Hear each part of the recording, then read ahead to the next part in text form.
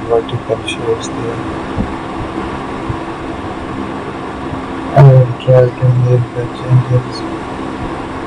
You have to explore the designs, using some shapes. Look at it in there. Also find the design there. You will use that structure.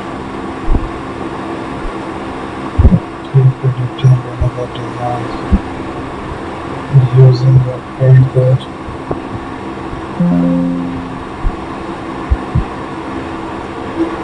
I will use an eraser tool.